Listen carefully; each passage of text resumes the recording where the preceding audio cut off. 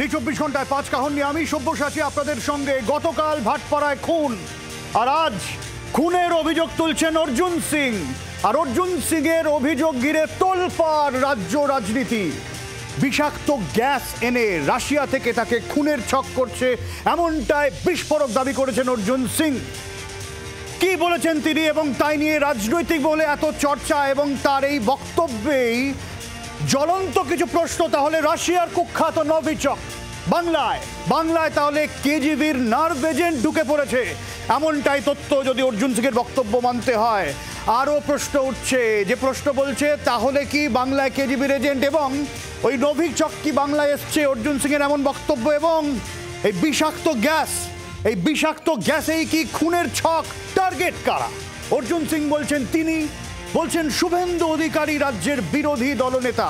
এবং তাহলে প্রশ্ন উঠছে, অর্জুন সিংয়ের এই দাবি যদি সত্যি হয়, ভয়ঙ্কর ঘটনা।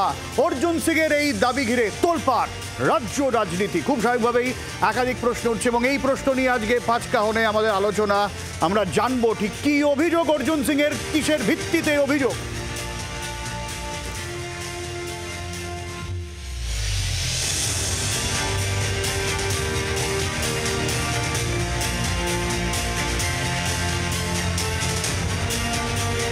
সঙ্গে যারা রয়েছেন স্টুডিওতে একটু আপনাদের সঙ্গে আলাপ করিয়ে দিই। আমাদের সঙ্গে এখনো পর্যন্ত এসে পৌঁছেছেন সিপিএম এর শুভজিৎ সরকার, রয়েছেন তৃণমূল সমর্থক তীর্থরাজ বর্ধন, রয়েছেন বিজেপির দেবাশিস ধর, আমাদের সঙ্গে থাকবেন চিকিৎসক কাজল কৃষ্ণ বণিক, জনস্বাস্থ্য বিশেষজ্ঞ। অবশ্যই জানার, যদি এই নার্ভ এজেন্টের ব্যবহার হয়ে থাকে তাহলে সেটা কি জিনিস, কারণ রাশিয়ার এই বিষাক্ত গ্যাস কুখ্যাত নার্ভ এজেন্ট, এবারে কি এটা বাংলায়? প্রশ্ন তো উঠবে, কারণ অর্জুন সিংয়ের বক্তব্যে তেমন ইঙ্গিত। রাশিয়ান গ্যাস দিয়ে তাকে খুনের চক্রান্ত চলছে, আর খুনের চেষ্টা চলছে রাজ্যের বিরোধী দলনেতাকেও। শাসক দলের বিরুদ্ধে এমনই বিস্ফোরক অভিযোগ তুলেছেন অর্জুন সিং, বিজেপি নেতা। ভয়ে আলাদা করে জলের বোতল নিয়ে এদিন ভবানী ভবনে সিআইডি জেরার মুখোমুখি হন অর্জুন, যদি অভিযোগ ওড়াচ্ছে শাসক দল।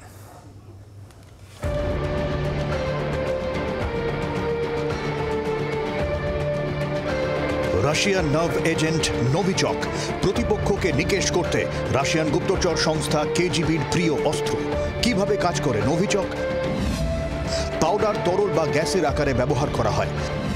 কোনো ব্যক্তির শরীরে প্রবেশ করাতে হয়, স্নায়ুতন্ত্রে গিয়ে সরাসরি আঘাত হানে, পেশির কার্যক্ষমতা নষ্ট করে দেয় নভিচক, বিকল হতে থাকে হৃৎপিণ্ড সহ অন্যান্য অঙ্গ। নার্ভ এজেন্ট খুব দ্রুত কাজ করে শরীরে, সঙ্গে সঙ্গে মানুষের মৃত্যু হতে পারে। অনেক সময় অল্প অল্প করে প্রয়োগ করে ধীরে ধীরে প্রতিপক্ষকে খতম করা হয়। ঠান্ডা যুদ্ধের আগে থেকেই মার্কিন নার্ভ এজেন্ট ভিএক্স বা সারিনের কথা ছিল আলোচ্য। এর পাল্টা হিসেবে শুরু হয় রাশিয়ান প্রজেক্ট ফোলিয়ান্টের রেজাল্ট এই নভিচক। অ্যালেক্সেই নাভালনি কিংবা সের্গেই স্ক্রিপালের মতো ক্রেমলিনের নাপাসন্ত অনেককেই এভাবে খুন করা হয়েছিল বলে অভিযোগ। এই অভিযোগের হাওয়া বাংলাতেও। বিষাক্ত রাশিয়ার গ্যাস ব্যবহার করে খুনের চেষ্টার বিস্ফোরক অভিযোগ অর্জুন সিংয়ের। এখানে তো কিছু খাবো না, খেলে কখন কোথায় কোন রাশিয়া থেকে বিষ আনিয়েছে, কোথায় কেমিক্যাল আনিয়েছে, খাইয়ে দেবে, বডিতে লেগে যাবে, মরে যাব, 3 মাসের মধ্যে মাল্টি অর্গান ফেলিওর হয়ে যাবে। এদের তো কোনো ঠিক। মাল্টি অর্গান ফেলিওর করিয়ে বিষাক্ত রাশিয়ান গ্যাস দিয়ে খুনের ছক, হইচই রাজনৈতিক মহলে। ভাটপাড়া পুরসভায় দুর্নীতির অভিযোগের তদন্তে পুরসভার প্রাক্তন চেয়ারম্যান অর্জুন সিংকে তলব করে সিআইডি। তদন্তের মুখোমুখি হতেই ভবানী ভবনে এসেছিলেন অর্জুন, সেখানেই এই বিস্ফোরক দাবি তার। চিঠি দিয়েছে, সেই চিঠি আর হাইকোর্টে অর্ডারটা নিয়ে এসে জলের বোতল নিয়ে যাচ্ছি, কেন এখানে তো কিছু খাবো না, খেলে কখন কোথায় কোন রাশিয়া থেকে বিষ আনিয়েছে, কোথায় কেমিক্যাল আনিয়েছে, খাইয়ে দেবে, বডিতে লেগে যাবে, মরে যাব, 3 মাসের মধ্যে মাল্টি অর্গান ফেলিওর হয়ে যাবে। এদের তো কোনো ঠিক। তাকে, শুভেন্দু অধিকারী সহ আরো 4 জনকে খুনের চেষ্টা চলছে বলে দাবি অর্জুনের। কিন্তু কেন? ওর কাছে কোনো পথ নেই। 2026-এর আগে বিজেপি যারা আগে সারির যারা নেতারা আছে, অর্জুন সিং, শুভেন্দু অধিকারী, এদেরকে রাস্তা থেকে সরাতে হবে। গুলি মারলে অসুবিধা আছে, কেন সেন্ট্রাল ফোর্স ঘিরে থাকে, রাস্তায় মারলে অসুবিধা আছে, তার জন্য এইসব পরিকল্পনা করে এজেন্সির কাছে নিয়ে এসে আমাকে মেরে দেওয়ার একটা, শুভেন্দু অধিকারীকে, আমাকে আরও 4 জন আছে, যে 4 জনের নাম এখন আমি বলছি না, কিন্তু এরকম একটা এদের ক্রিয়েটিভ চলছে, সাজিশ চলছে। এই যে জটিল বিষয়গুলো কি কি দিয়ে লোককে মারা যায়, সেগুলো কোথায় পাওয়া যায়, পৃথিবীর কোথায় কোথায় পাওয়া যায়, রাশিয়ায় পাওয়া যায়, এ ব্যাপারে নিশ্চয়ই অর্জুন সিংয়ের জ্ঞান এবং এই অভিজ্ঞতা অনেক বেশি, তাই উনি এই জিনিসপত্রগুলোর কথা বলেছেন যে রাশিয়ায় পাওয়া যায়, সেখান থেকে আনতে হয়, সেগুলো ব্যবহার করলে লোককে মারা যেতে পারে। তো এগুলো যার অভিজ্ঞতা আছে তিনি তার অভিজ্ঞতা থেকে বলেছেন। অর্জুন সিং অনেক খোঁজখবর রাখেন। অর্জুন সিং যখন বলেছেন তখন দায়িত্ব নিয়ে বলেছেন, দীর্ঘদিনের রাজনৈতিক কর্মী, তার সবসময় জীবনের আশঙ্কা আছে, তার কাছে আমাদের থেকে অনেক বেশি খবর থাকবে, এটা অত্যন্ত স্বাভাবিক। তৃণমূল যখন পেগাসাস আনার চেষ্টা করতে পারে তখন রাসায়নিক আনতে পারবে না, এরকম মনে করার কোনো কারণ নেই। রাশিয়ান নার্ভ এজেন্ট দিয়ে খুনের ষড়যন্ত্র, অভিযোগ ওড়াচ্ছে শাসক দল, তবুও চর্চা থামছে না রাজনৈতিক মহলে। ব্যুরো রিপোর্ট, জি24 ঘন্টা। আমাদের সঙ্গে কাজল কৃষ্ণ বণিক রয়েছেন, জনস্বাস্থ্য বিশেষজ্ঞ। আমরা তার কাছেও যাব, তবে শুরুতে আমি একটু দেবাশিস বাবুর কাছে আসবো। দেবাশিস বাবু, বিস্ফোরক অভিযোগ, মানে আমরা দেখলাম গতকাল নৈহাটিতে ভোট হচ্ছে, ভাটপাড়ায় খুন হচ্ছে, এবং সেখানে আমরা কালকেও এই নিয়ে 5 খানা আলোচনায় ছিলাম, সেখানে একের পর এক বিষয় উঠে এসেছে, এবং তারপরে অর্জুন সিং যখন এই অভিযোগ করেন, মারাত্মক অভিযোগ, এরকম অভিযোগ মানে প্রথমবার কাউকে করতে শুনলাম।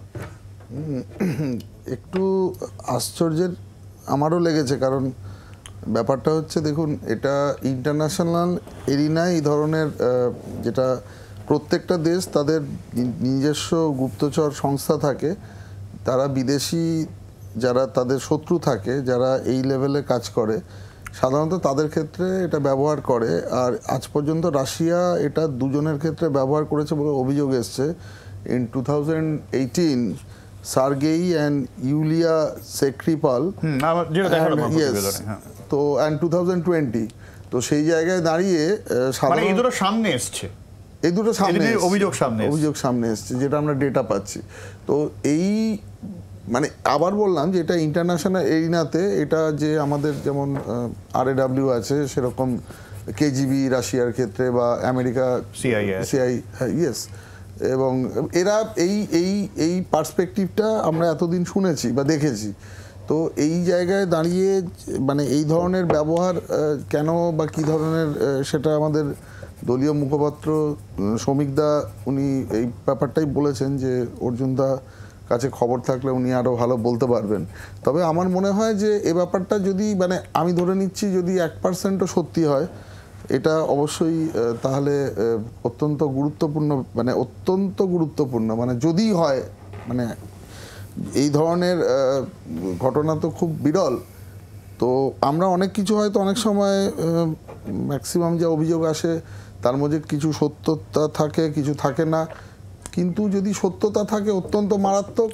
আর যদি, আমার মনে হয় এটাও ভালো করে দেখার দরকার আছে। আর সবথেকে বড় কথা, যেহেতু এর সাথে মানে আমাদের রাজ্যের যে রাজনৈতিক পরিস্থিতি, তো রাশিয়ার ইনভলভমেন্ট কেন হলো সেটা আচ্ছা, আমার মনে হয় তীর্থর কাছে যাই একটু করে বিষয়টা নিয়ে। তীর্থ,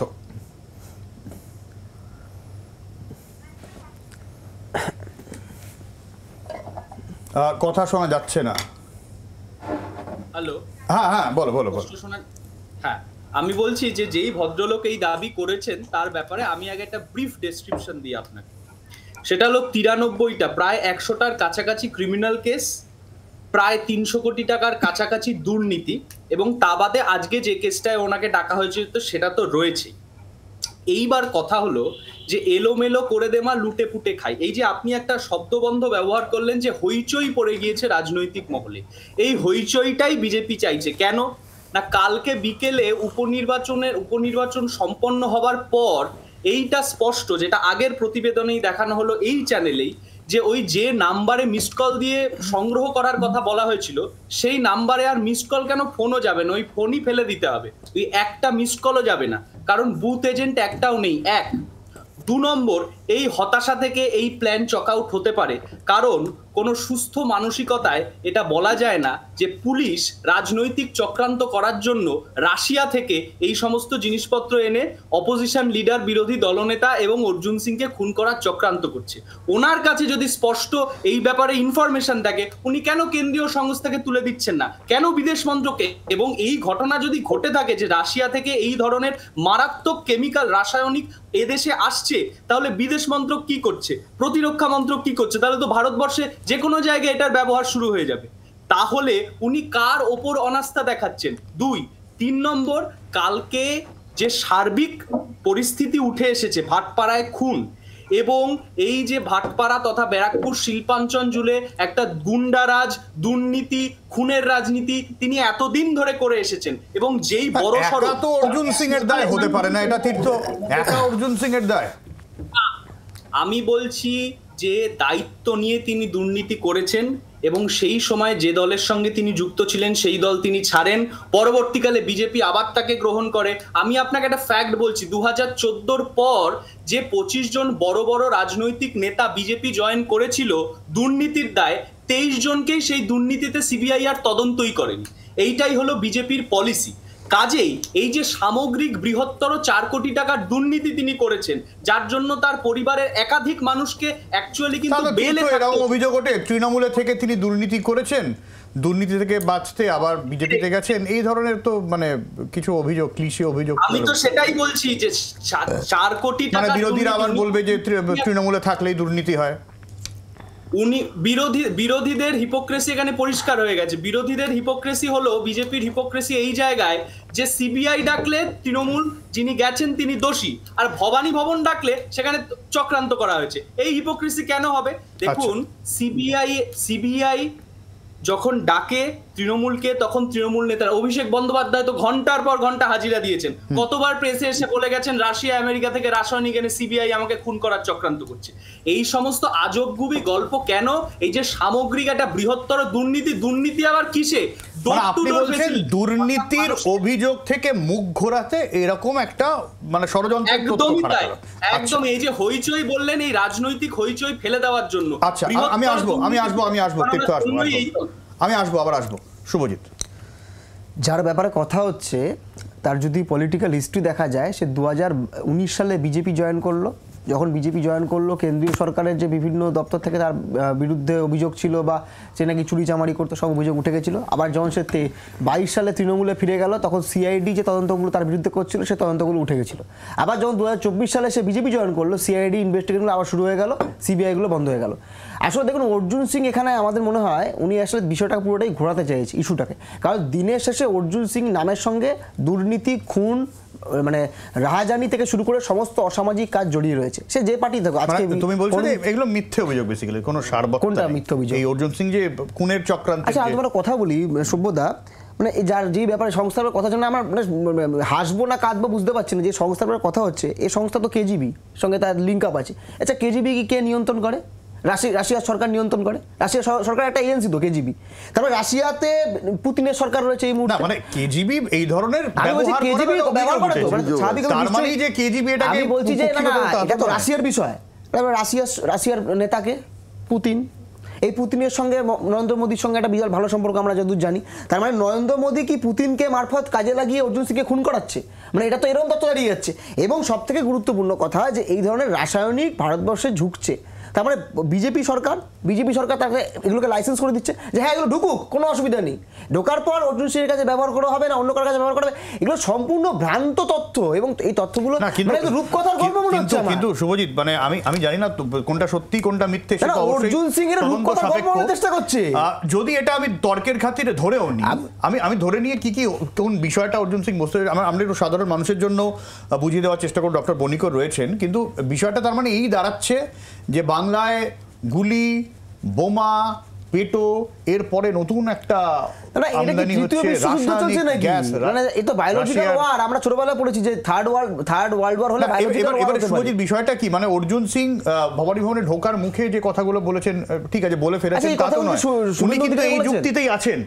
ভবানী ভবন থেকে বেরিয়ে এসে উনি কি বলেছেন একবার শোনাই, তারপরে আমি আসবো। ভবানী ভবন থেকে বেরিয়ে অর্জুন সিং কি বললেন আবার, এটা নিয়ে আবার শোনাবো আপনাদের। জলের রংটাও চেঞ্জ ছিল, ওটা কি? না, আমি এই জলটাই খাই। আমি আগেও বলেছিলাম এখানে একটা চক্রান্ত চলছে দুজনকে এলিমিনেট করার জন্য, শুভেন্দু অধিকারী, অর্জুন সিংকে। নানা রকম গল্প আছে, সেন্ট্রাল ফোর্স আমাদেরকে ঘিরে রাখে, তার জন্য এরা পারে না। এই জন্যে যে কোনো কেমিক্যাল রাশিয়া থেকে আনিয়ে একটা বড় ঘটনা করানোর একটা চেষ্টা চলছে।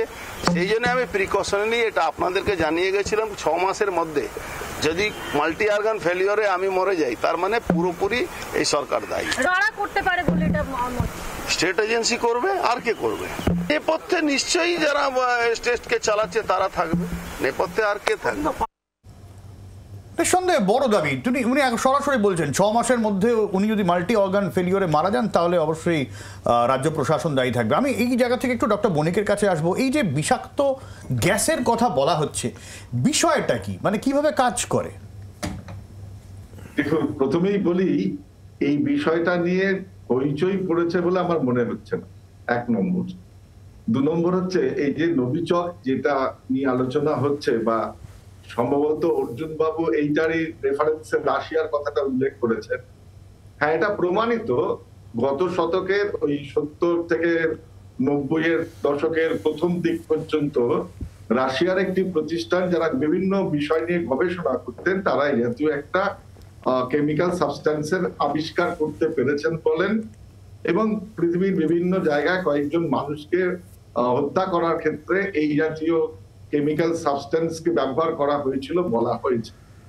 কিন্তু কেউই কিন্তু এটার কার্যকারিতা স্বীকার করেননি, এবং আপনারা নিশ্চয়ই জানেন সারা পৃথিবীব্যাপী কেমিক্যাল ওয়েপন্স ব্যবহার না করার বিরুদ্ধে যে সমস্ত অর্গানাইজেশন আছে তারা ইতিমধ্যেই এই জাতীয় কেমিক্যাল সাবস্ট্যান্স যুদ্ধক্ষেত্রে ব্যবহার করা যাবে না তার একটা ঘোষণাপত্র সই করেছেন সম্ভবত 2018 সালে।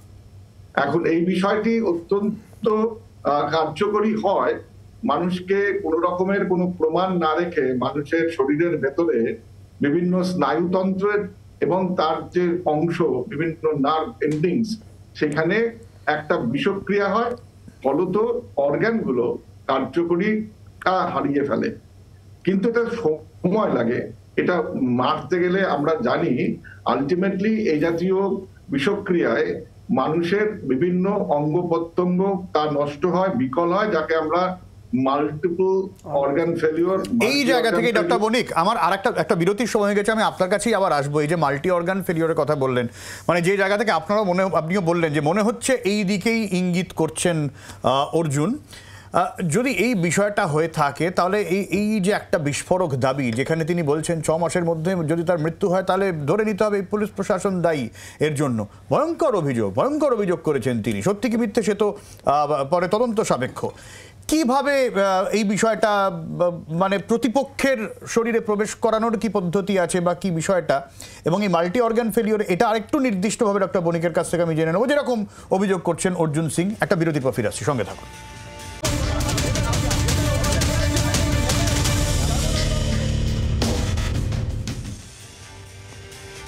ডক্টর বণিকের কাছে যে বিষয়টা জানতে চেয়েছিলাম, মাল্টি অর্গান ফেলিওর কিভাবে হয় এই বিষাক্ত গ্যাসে, আর মানুষের শরীরে প্রবেশ করানোর কি কি বিষয় আছে? হ্যাঁ সব্যসাচী, এই যে নভোচিক এই জিনিসটি মূলত লিকুইড, গ্যাস এবং আলট্রা ফিল্টার্ড সলিড পাউডার ফর্মে পাওয়া যায়, এবং যথাযথভাবে যদি ব্যবহার করা হয় তাতে অল্পতেই কিন্তু এই মানুষটি কোনো রকম প্রমাণ ছাড়াই মৃত্যু কি কারণে হয়েছে কেউ বুঝতে পারবেন না, সেরকম মৃত্যু ঘটায় বলে যারা আবিষ্কার করেছিলেন, ব্যবহার করেছিলেন এবং যাদের মৃত্যু ঘটেছিল তাদের অটোপসি রিপোর্টে উল্লেখ করা হয়েছে।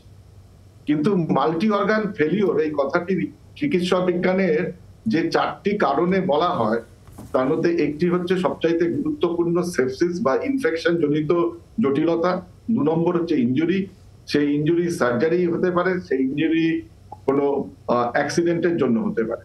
তাছাড়া হাইপোপারফিউশন, অর্থাৎ কিনা আমাদের ফুসফুসে যদি কোনো কারণে হাওয়ার ঢোকানোর ঘটনা কমে যায়, যেমন ARDS বলে একটি অসুখ আছে, অ্যাডাল্ট রেসপিরেটরি ডিস্ট্রেস সিনড্রোম, যে কোনো কারণে কোভিড কালে আমরা অনেক মানুষের মধ্যে সেটা দেখেছিলাম।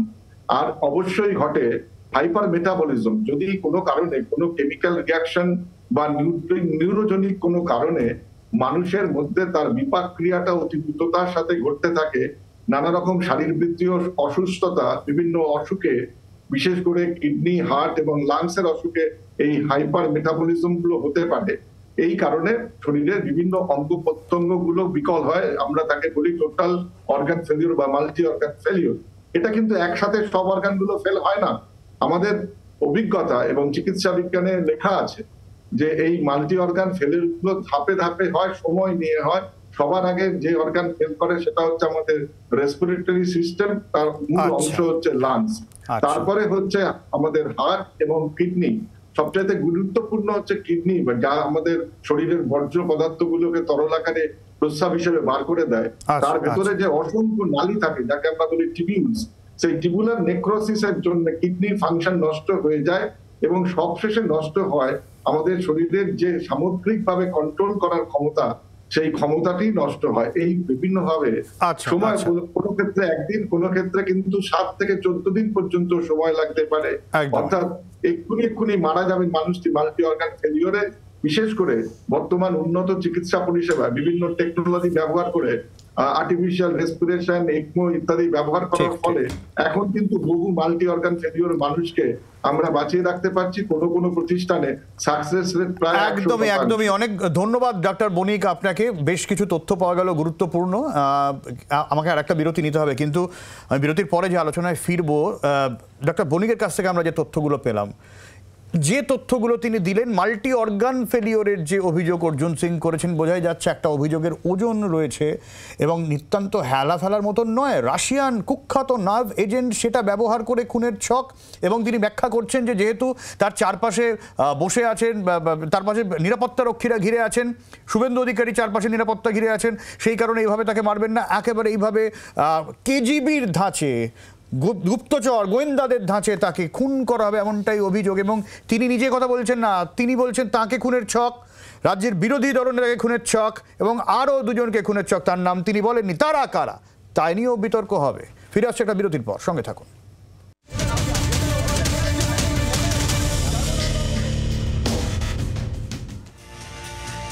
ফিরে এলাম বিরতির পর। আর যে নিয়ে আলোচনায় আমরা ছিলাম, রাশিয়া থেকে বিষাক্ত গ্যাস এনে, নার্ভ এজেন্ট টাইপের কিছু বিষয় এনে অর্জুন সিং, রাজ্যের বিরোধী দলনেতা এবং আরও দুজনকে খুনের চক্রান্ত করছে রাজ্য প্রশাসন, এমনটাই অর্জুন সিং এর দাবি। আমি দেবাশিসদার কাছে আসবো সরাসরি। দেবাশিসদা, দলের তরফ থেকেও কি মনে করা হচ্ছে যে আপনাদের দলের ইনক্লুডিং শুভেন্দু অধিকারী প্রাণ সংশয় কোথাও গিয়ে রয়েছে? দেখুন, প্রত্যেকের একটা সিকিউরিটি থ্রেট থাকে এবং সেই পারসেপশন যেগুলো থাকে তার উপরে একটা অ্যাসেসমেন্ট হয় এবং সেটাকে ওপর ভিত্তি করে যার যেরকম স্কেলে সিকিউরিটি থ্রেট রয়েছে সেই জন্য তাকে সিকিউরিটি গার্ড কেন্দ্রীয় সরকার প্রোভাইড করেছেন। তো সেটা তো অতি অবশ্যই আছে এবং আফটার 2021 ইলেকশন, তার আগে 2018 পঞ্চায়েত ইলেকশন থেকে এই ট্রেন্ড শুরু। প্রচুর আমাদের যারা সমর্থক আছেন বা নেতা আছেন, ইভেন কি যিনি সাউথে একটি বিধানসভায় ক্যান্ডিডেট ছিলেন, তাকেও হত্যা করা হয়েছে। এই ট্রেন্ড কিন্তু চলছে এবং মানে বিজেপি ছাড়া হয়তো অন্য দলেরও সমর্থকরা খুন হয়েছেন। তো সেটা তো রাজনৈতিক সংঘর্ষ বা প্রত্যেকের সিকিউরিটি থ্রেট, এবং তারা প্রত্যেক দিন যে দৈনন্দিন কাজকর্ম করেন, পলিটিক্যাল অ্যাক্টিভিটিস, তাদের উপরে একটা আক্রোশ শাসক দলের বিভিন্ন জায়গায় থাকে এবং বিভিন্ন এরিয়াতে যারা যান, অনেক সময় আক্রান্ত হয়েছেন। আমাদের দলের সর্বভারতীয় যিনি সভাপতি, তিনিও আক্রান্ত হয়েছিলেন। সেটা তো মানে কোনো মিথ্যা ঘটনা নয়। কিন্তু এই জায়গায় দাঁড়িয়ে এটাই আমি বলতে পারি যে এই ধরনের যে অভিযোগ, এটা অত্যন্ত বিরল, মানে এবং এর মধ্যে মানে এটা যদি এই ট্রেন্ড পশ্চিমবঙ্গে কেন ভারতবর্ষের কোনো জায়গায় আমদানি হয়, সেটা ভীষণই অ্যালার্মিং এবং এটা অনভিপ্রেত। আমি এটুকু বলতে পারি যে আমাদের যে সিকিউরিটি থ্রেটগুলো যেভাবে থাকে তার জন্য সিকিউরিটি কাভার থাকে। এই ধরনের মানে আজকের দিনে টেকনোলজি যেখানে পৌঁছেছে, এটা ভাবার কোনো কারণ নেই যে এটা কোনো আমাদের গুপ্তচর সংস্থা আছে যারা বিভিন্ন দেশের, তারা যে পারপাসে ইউজ করে এই টেকনোলজি বাকি কারো কাছে নেই বা এই ধরনের ব্যবস্থাপনা কারো কাছে নেই সেটা নয়। কিন্তু এটুকুই বলতে পারি যে সাধারণত রাজনৈতিক যে হানাহানি বা রাজনৈতিক যে একটা সংঘর্ষের পরিবেশ থাকে বা রাজনৈতিক প্রতিপক্ষ একজনকে আমাদের বিশেষ করে পশ্চিমবঙ্গে এই ট্রেন্ডটা অনেক মানে অন্য আমি যদি ভারতবর্ষের পার্সপেক্টিভে দেখি এটা কিন্তু সম্পূর্ণ আলাদা এবং এই জন্য হয়তো উনি এই ইয়েটা করেছেন। আমি এই জায়গা থেকে সুবিধা কাছে আসবো। দেবাশিস যেরকম বলছিলেন যে এই যে একটা থ্রেট পারসেপশন থাকে সবসময় বিরোধীদের, মানে এই জায়গা থেকে দেখলেও কি তোমার মনে হচ্ছে যে অর্জুন সিং এর দাবি নেহাতি হাস্যকর, এর কোনো সারবত্তা নেই? দেখো, ভারতবর্ষের ইতিহাস এবং বাংলার ইতিহাসে যদি তুমি দেখো, বিরোধী দলের নেতা কর্মী সমর্থকরা খুন হয়েছে, আক্রান্ত হয়েছে এবং বিভিন্ন আরও অনেক কিছু তাদের সঙ্গে হয়েছে, এই ইতিহাস আমরা দেখেছি। কিন্তু আমার কথা হচ্ছে যে এই অর্জুন সিং ব্যক্তিটাকে নিয়ে এই কথা যদি শুভেন্দু অধিকারীও, যদিও তার নিয়ে অনেক পারসেপশন আছে, কিন্তু শুভেন্দু অধিকারী রাজ্যের বিরোধী দলনেতা এবং বিজেপির একটা one of the top most leadership, বা ধরুন সুকান্ত মজুমদার, যাই হোক না কেন, দিনের শেষে বিজেপির রাজ্য সভাপতি, তাদের থেকে মানে তারাই কথা বলছে না, এই কথা বলছে কে? অর্জুন সিং। এবং কখন এই কথাটা বলছে যে সিআইডি বোধহয় তাকে ইনভেস্টিগেশন করতে ডেকেছিল, তার পরবর্তী সেই সময় ঢোকার সময় এবং বেরোনোর সময় সে কথা বলছে না। মানে উনি কেন বলছেন শুভজিৎ? উনি এটাও বলছেন যে আমি জলের বোতল নিয়ে ঢুকছি, রিয়েলি বিলিভ চেয়ারে বসছি, সেই চেয়ারেও হয়তো সেই বিষাক্ত গ্যাস থাকতে পারে, সেটা নিয়েও তিনি আশঙ্কা প্রকাশ করেছেন। আমি অ্যাক্রস অল পলিটিক্যাল লাইন, তুমি বিলিভ যে অর্জুন সিং এত বড় জননেতা যাকে তৃণমূল মারার জন্য রাশিয়া থেকে লোক আমদানি করে নিয়ে আসবে? আমি এটা খুব মানে সাধারণ দর্শকদের কাছে পারসেপশন জিজ্ঞেস করছি। অর্জুন সিং তো এতটা বড় বিজেপির নেতা নয় বা কোনো দলের নেতা নয়। উনি তো আজকে কোন দল, কালকে সেই দল বিজেপিও ঠেকা নিতে পারবে আমার মনে হয় না, যেমন 26 সালে আবার তৃণমূলে না চলে যায়। এই যে লোক, কি এত বড়ই নেতা যে তাকে মারার জন্য রাশিয়া থেকে লোক আনতে হবে? মানে পশ্চিমবঙ্গে বা দেশের মধ্যে ওই জিনিস মানে মেটেরিয়াল আনতে হবে, যেটা ভারতবর্ষে বা অন্য রাজ্যে নেই। আমার মনে হয় দেখুন, এই অর্জুন সিং স্পেসিফিক্যালি, যে আমি আবারও বলছি, যদি এটা সত্যি এরকম ঘটনা ঘটতো বা এরকম ধরনের একটা প্রবণতা পাওয়া যেত, সেটা অ্যালার্মিং অবশ্যই ছিল। এবং ইট ওয়াজ অ্যালার্মিং ফর দ্য পার্সপেক্টিভ যে এখানে দেশের যে সুরক্ষা ব্যবস্থা, যেমন স্টেটের অ্যাডমিনিস্ট্রেশন আপনি কথা বলতে পারেন, তেমনই আপনার দেশের যে মানে ফরেন অ্যাফেয়ার্স মিনিস্ট্রি বা দেশের যে মানে কী করে আসছে, ভারতবর্ষের বর্ডার নিয়েই তো ঢুকছে পশ্চিমবঙ্গে বা যেখানে ঢুক না কেন, সেটাও অ্যালার্মিং হতো। কিন্তু আমার যেটা ব্যক্তিগতভাবে মনে হয় বা আমার সামগ্রিকভাবে যা আলোচনা শুনে মনে হচ্ছে, এটা অত্যন্ত একটা ভ্রান্ত জিনিস। মানে অর্জুন সিংকে মারার জন্য রাশিয়া থেকে জিনিস আমদানি করবে, এটা আমার ভ্রান্ত মনে হচ্ছে। না, বিষয়টা হচ্ছে তীর্থ শুধু তো অর্জুন সিং নয়, তার সঙ্গে বিরোধী দলনেতাকেও যে কথাটা বলেনি, এই কথা কিন্তু শুভেন্দু অধিকারী বলেন। সেখানে শ্রমিক ভট্টাচার্য যখন বক্তব্য রাখছেন, আমাদের দেবাশিস দা বলছেন যে একটা থ্রেট পারসেপশন বিরোধীদের জন্য সবসময় রয়ে গেছে এবং কেন এইভাবে খুনের ছক সেটাও অর্জুন সিং স্পেসিফাই করে দিচ্ছেন। আমি তিনটে কথা বলবো। প্রথম কথা হলো এই যে আমি অর্জুন সিংকে, আমি তার থেকে বয়সে অনেক ছোট, রাজনৈতিক অভিজ্ঞতায়ও, কিন্তু আমি বলবো he is a good director. অর্থাৎ ওনার মাথা থেকে এর পরের বার মানে নতুন সিনেমার স্ক্রিপ্ট খুব ভালোভাবে উঠে আসতে পারে। হ্যাঁ, কারণ এই জলের বোতল, হ্যাঁ মেরে দেবে, মাল্টি অর্গান ফেলিয়ার, আমি এখানে হাইলাইট করবো বিজেপির রাজনৈতিক দেউলিয়াপনার। মানে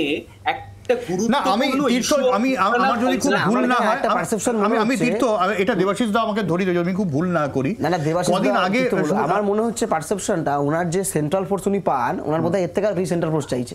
মানে হতে পারে আমি এটা কেন বলছি, আমার যেটা মনে পড়লো সেটা হচ্ছে তোমার গত কয়েকদিন আগে অর্জুন সিং এর বাড়ির সামনে বোমাবাজি হয়েছিল, মনে আছে? সেই সময় কিন্তু অর্জুন সিং অভিযোগ করেছিলেন যে বিষাক্ত গ্যাস রয়েছে, এই কথাটা তিনি বলেছিলেন। কিন্তু দেখুন, আমার মনে হয় না যে মানে ওনার বাড়ির সামনে যে এগুলো বিজেপির অন্তর্দ্বন্দ্ব, বাড়ির সামনের বোমাতে রাশিয়ার বিষাক্ত গ্যাস থাকবে। আমি তো আগেই বললাম পুরোটা একটা সিনেমার প্লট। মানে এটা তো এনআইএ তদন্ত দাবি করেছেন। আমি এনআইএ তদন্ত কেন, আমি তো ওনাকে এই কথাটা বলছি যে দেশের ইন্টেলিজেন্স কোথায়, এরকম একটা ইস্যু অফ ইন্টারনাল কনসার্ন নিয়ে উনি ভবানী ভবনে দুর্নীতির দায় যখন হাজিরা দিতে যাচ্ছেন, তখন ওনার মনে পড়ছে জলের বোতলের মধ্যে ইনজেকশন দিয়ে দেবে, ওনার মাল্টি অর্গান ফেলিয়ার করিয়ে দেবে। দ্য কোয়ালিটি অফ মানে অ্যাটিটিউড টুয়ার্ডস পলিটিক্স, আমি কিভাবে মানে দেউলিয়াপনাটা এই লেভেলে যে ইস্যু অফ ইন্টারনাল কনসার্ন, একটা আন্তর্জাতিক প্রবলেম নিয়ে এরকম একটা সাংঘাতিক বিষয়, সেটা নিয়ে আমি এখানে রাজনৈতিক ডিফেন্সের জন্য আমি এটাকে ব্যবহার করছি। এক নম্বর।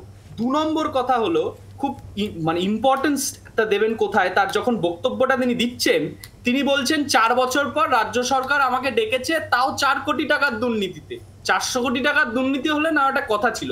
অর্থাৎ স্ট্যান্ড 4 বছর আগে অর্জুন সিং, বিজেপির প্রথম সারির নেতা অর্জুন সিং, তিনি কি চান যে না তিনি 400 কোটি টাকা, অর্থাৎ অ্যাসপিরেশনটা ভাবুন যে আমি বিজেপির ছোটখাটো নেতা না, ছোটখাটো নেতা 4 কোটি টাকার দুর্নীতি করবে, বড় সড় নেতা 400 কোটি টাকার দুর্নীতি করবে। আর আরেকটা কথা তিনি বললেন, দেবাশিস দা, আমি আসবো তীর্থ, আসবো দেবাশিস দা। আমি একটা কথাই বলতে পারি, দেখুন 4 কোটি না 400 কোটি সেটা বড় কথা নয়, দুর্নীতি দুর্নীতি।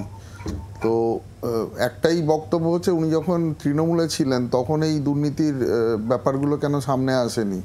তো এই যেটা আজকে যে মানে প্রাসঙ্গিকতা এসছে, দেখুন এর যে সোর্স অফ ইনফরমেশন এটা অর্জুন দাই সঠিকভাবে দিতে পারবেন। হয়তো যদি উনি সঠিক জায়গায় গিয়ে এটা জানান ভালো হয়, আমরাও চাইবো ওটা জানাক। যদি সত্যিই হয়ে থাকে এটা মারাত্মক। একটা কথাই বলতে পারি, দেখুন কিছুদিন আগে এই আমাদের আরজি করে যে ঘটনা ঘটেছিল, তার আগে মিস্টার আক্তার আলী উনি অনেকবার জানিয়েছিলেন। আমি যদিও প্রসঙ্গটা আলাদা, তখন যদি ঠিকমতো তার এনকোয়ারি হতো এবং তার ফলো আপ অ্যাকশন হতো, এই আজকে সেই ঘটনাও ঘটতো না, আজকে সন্দীপ ঘোষকেও অ্যারেস্ট হতে হতো না। তার আগে যদি সরকার ব্যবস্থা নিত তাহলে সরকারের মুখও পুড়তো না এবং একটা তরতাজা প্রাণ এইভাবে এত জঘন্য একটা ঘটনাও ঘটতো না। আমরা চাইবো যে কোনো ইনফরমেশন বা যে কোনো অভিযোগ যখন আসে বা জমা পড়ে, এটার সঠিক তদন্ত হোক এবং এই তদন্ত হয়ে যদি মানে সত্যিই তাকে মারার কোনো চক্রান্ত হয় বা যেভাবেই হোক না কেন, তাহলে তার ফলো আপ অ্যাকশন হিসাবে মানে যথাযথ আমরা ব্যবস্থাপনা চাইবো, সে যার ক্ষেত্রেই হোক না কেন, irrespective of any political colour or any person, এটা চাইবো। আর শেষ যেটা চাইবো যে যেটা উনি বললেন, মানে যখনই যে দলই থাক না কেন বা যে দল মানে যে ব্যক্তি যেখানেই থাক না কেন, দুর্নীতি যদি করে থাকে তার এগেনস্টে যেন ব্যবস্থা হয়। না, আমি বলছি রাজনৈতিক প্রতিহিংসার যে প্রশ্ন উঠে আসছে, রাজনৈতিক প্রতিহিংসার প্রশ্ন কার বিরুদ্ধে উঠতে পারে? ধরুন যেই লোকটা তৃণমূল করছে প্রথম থেকে, তার বিরুদ্ধে রাজনৈতিক প্রতিহিংসা সিপিএম করতে পারে বা বিজেপি করতে পারে, যদিও আমার মনে হয় না তারা করে সবাই, বা কেউ সিপিএম করছে দীর্ঘদিন ধরে বা কেউ বিজেপি করছে। তা এই যার কথা বলছি তো পলিটিক্যাল ব্রোকার। আজকে ধরো তুমি শো করছো এখন 5টা বাজতে 39 মিনিট বাজে, এখন হয়তো সে বিজেপিতে আছে। তুমি বলতে পারবে না কাল সকালবেলা যখন তোমার প্রথম নিউজ পড়া হবে সে বিজেপিতে থাকবে না, তৃণমূলে চলে যাবে। আসলে দেখো এখানে দুটো দিক আমার যেটা মনে হচ্ছে খুব ক্লিয়ারলি, উনি বোধহয় চাইছেন যে ওনার যে এখন তো মানে স্ট্যান্ডবাজির একটা রাজনীতিতে তো স্ট্যান্ডবাজিতে পরিণত করেছে অনেক রাজনৈতিক দলরা, উনি এখন খবরে নেই, সার্বিকভাবে ওনার হাতে অনেক কিছু কন্ট্রোল হাতের বাইরে চলে গেছে, সেই জায়গা থেকে উনি খবরে ভাসতে চাইছেন। এবং দুই, যেটা ওনার খুব আমার যেটা খুব মনে হচ্ছে, এখন একটা ফ্যাশন হয়েছে আপনার পিছনে কটা সিআইএসএফ আছে, কটা সেন্ট্রাল ফোর্স আছে, কটা গাড়ি আপনার পিছনে ঘরে, this has become the fashion of politics. ওনার মধ্যে গাড়ি বা সেন্ট্রাল ফোর্স কম পড়েছে, উনি বোধহয় চাইছেন জেড প্লাস সিকিউরিটি বা আরও বেশি কিছু মানে নিয়ে এসে ওনাকে সিকিউরিটি বা প্রোভাইড করবে। এটা আমার স্পেসিফিক। আমি এই জায়গা থেকে তীর্থ কাছে যাবো। তীর্থ, অর্জুন সিং এর কি সিকিউরিটি আছে না আছে সেটা তো পরের বিষয়, কিন্তু প্রসঙ্গ যখন উঠছে, কখন উঠছে? কারণ গতকাল একটা খুন হয়ে গিয়েছে, একেবারে 7 সকালে এই খুন, থানার থেকে কিছুটা দূরে। আজকে যেরকম খবর পাওয়া যাচ্ছে একেবারে ফিল্মি কায়দায় 5 মিনিটের মধ্যে পায়ে হেঁটে এসে খুন করে বেরিয়ে গেছে। গোটা বিষয়টা সিনেমার মতো, এবং তারপরে অর্জুন সিং এর একটা সিনেমার মতো অভিযোগ, মানে সমস্ত কিছু তো মানে গতকালের ঘটনা, আজকের অভিযোগ, সেই কেন্দ্র ভাটপাড়া মানে ব্যারাকপুর শিল্পাঞ্চল, অর্জুন সিং। এই বিষয়টা যদি এই ধরনের প্রশ্ন উঠতে শুরু করে, তার দায় তো প্রশাসনকে নিতে হবে। তীর্থ, আমি আপনাকে একটা কথা মনে করিয়ে দিই, এখানে বিরোধীদের আক্রান্ত হওয়ার বিষয়টা বারবার করে উঠে আসছে, যেহেতু 2019 পরবর্তী লোকসভা ভোট পরবর্তীতে ভাটপাড়া নৈহাটির বিস্তীর্ণ অঞ্চলে তৃণমূল কর্মীদের ওপর রাজনৈতিক হিংসা মানে এক্সট্রিম লেভেলের কাণ্ডারি কে ছিল, তার নাম ছিলেন অর্জুন সিং। এই গোটা শিল্পাঞ্চলে খুন রাজনীতি 2014 তাই যদি থাকে তারপরে আবার তাকে তৃণমূলে, মানে কোন যুক্তিতে এই অভিযোগগুলো ওঠে, কোন যুক্তিতে তারা দল বদল করেন, আমরা সাধারণ মানুষ বুঝতে পারি না মাঝে মধ্যে। আমি বলছি সাধারণ মানুষ তার এই দলবদলু স্বভাব বুঝে গেছিল বলেই কিন্তু পার্থ ভৌমিককে নৈহাটির মানুষ জিতিয়েছে। এবং আমি আপনাকে সুনিশ্চিতভাবে বলতে পারি যে উপনির্বাচনেও তৃণমূল কংগ্রেস ওখানে বিপুল ভোটে জয়লাভ করবে। এইবার কথা হচ্ছে, উনি একটা খুব ইম্পর্টেন্ট কথা আজকে যাওয়ার আগে বললেন, সেটা হলো আমি তো কিছু জানি না, আমি তথ্য প্রমাণ দেব কোথা থেকে। কেন জানেন না?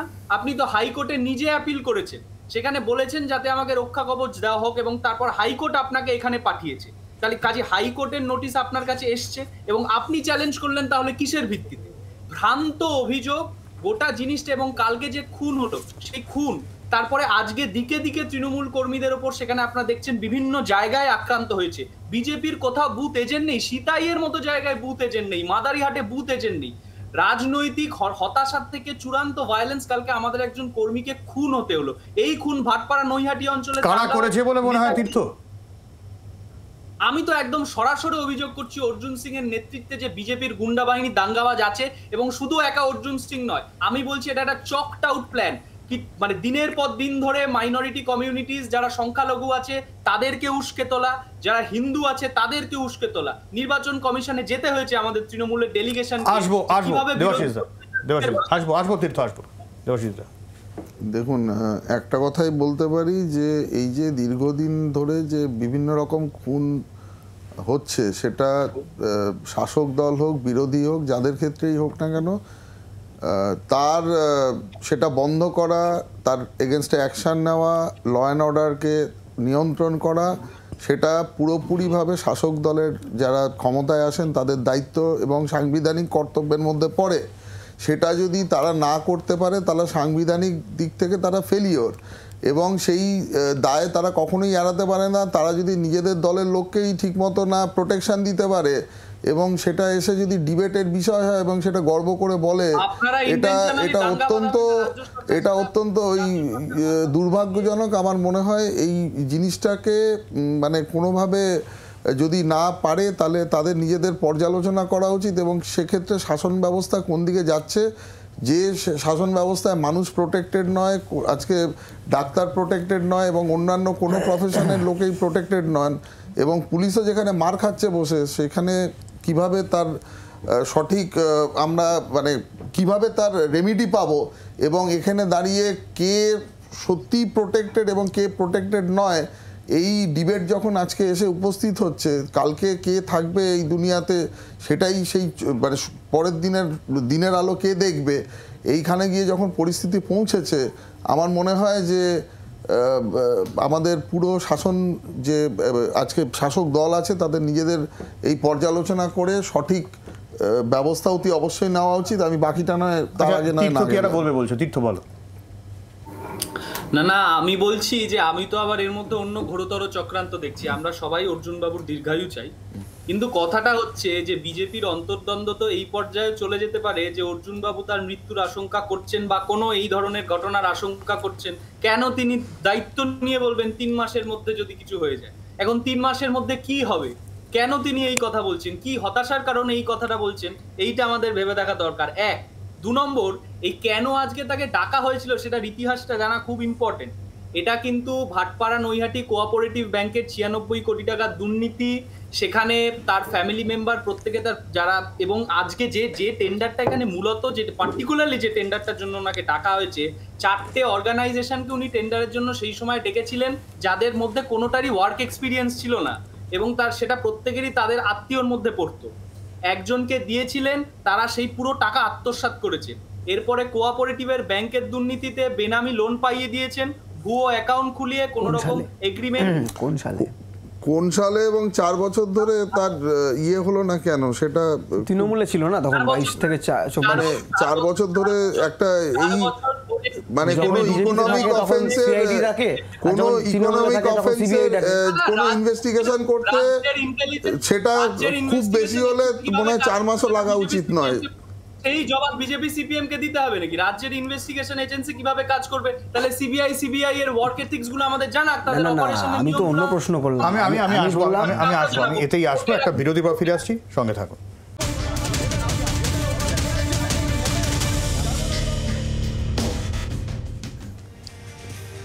আমরা আলোচনার একেবারে শেষ পর্যায়ে চলে এসেছি। অর্জুন সিং রাশিয়ান গ্যাস এনে মারার যে ছক, সেটা ঠিক না ভুল, সেটা মজার না সেটা উদ্বেগের, সেই তর্ক চলতে থাকবে। কিন্তু একটা প্রশ্ন তো এটা আমার মতে শুভজিৎ আমার সাথে দ্বিমত হবে না, ভাটপাড়া বা ব্যারাকপুর শিল্পাঞ্চল, ভাটপাড়া, টিটাগড়, জগদ্দল, এই গোটা ব্যারাকপুর শিল্পাঞ্চল জুড়ে যা চলে, সেখানে যখন এই ধরনের মন্তব্য আসে তাতে এক্সট্রা একটা মানে অ্যাডেড ফ্লেভার হয়।